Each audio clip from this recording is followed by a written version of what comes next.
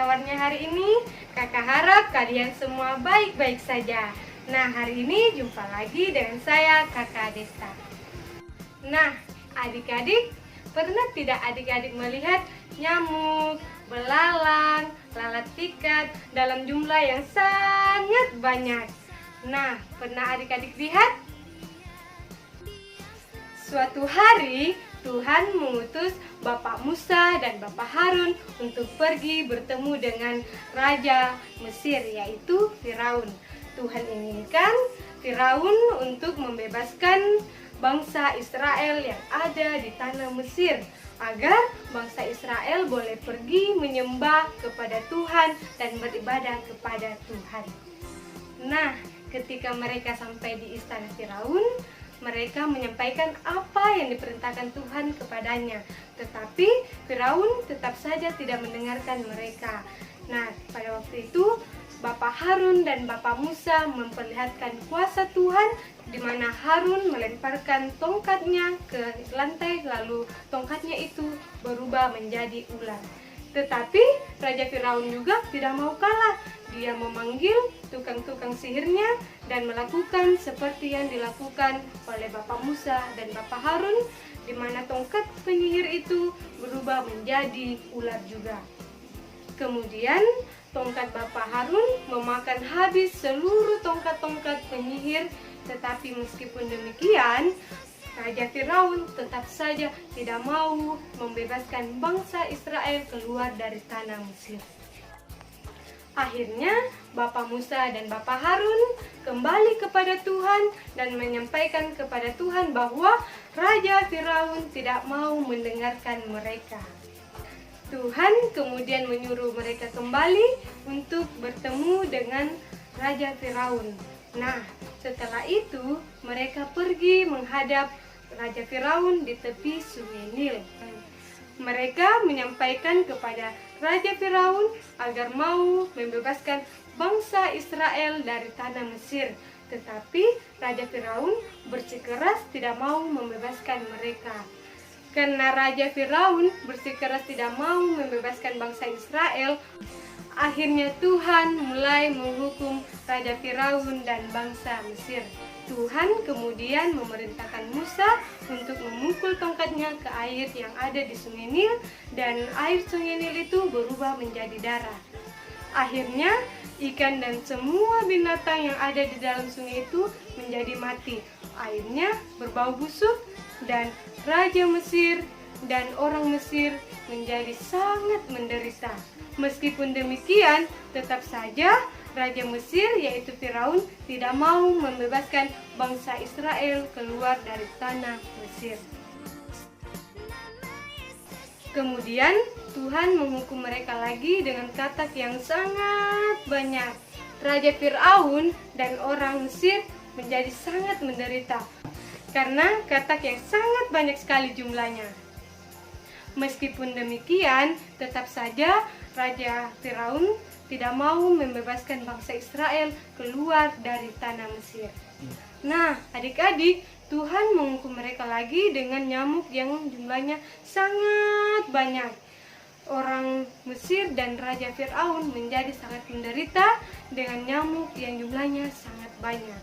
Adik-adik, kemudian Tuhan menghukum mereka lagi dengan lalat ikat yang jumlahnya sangat banyak.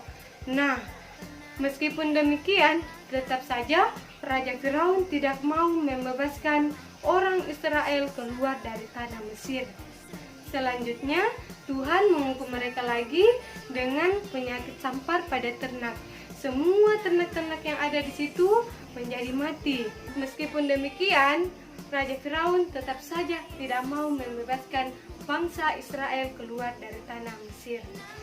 Tuhan kemudian menghukum mereka lagi dengan bara api, di mana pada saat itu banyak orang menjadi luka-luka karena bara api itu. Tetapi meskipun demikian, Raja Firaun tetap saja tidak mau membebaskan bangsa Israel keluar dari tanah Mesir. Raja Firaun dan bangsa Mesir menjadi sangat menderita.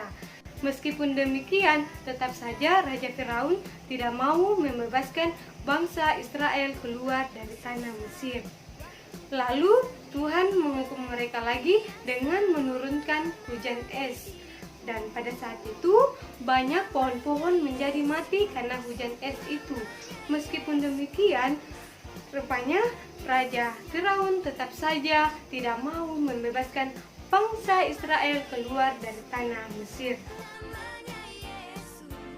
Wah, adik-adik, rupanya Raja Firaun ini keras kepala ya. Nah, kemudian Tuhan menghukum mereka lagi dengan menurunkan belalang yang sangat banyak jumlahnya. Nah, pada saat itu banyak belalang yang berterbangan dan membuat Raja Firaun dan orang Mesir menjadi sangat menderita. Nah, meskipun demikian, rupanya Raja Firaun ini tetap saja bersikeras untuk tidak membebaskan bangsa Israel keluar dari tanah Mesir. Nah, Tuhan pun menghukum mereka lagi dengan gelap gulita. Nah, pada waktu itu, Raja Firaun dan orang Mesir menjadi sangat menderita karena kegelapan. Meskipun demikian, tetap saja Raja Firaun ini tidak mau membebaskan bangsa Israel keluar dari tanah Mesir. Adik-adik, Raja Firaun ini keras kepala ya.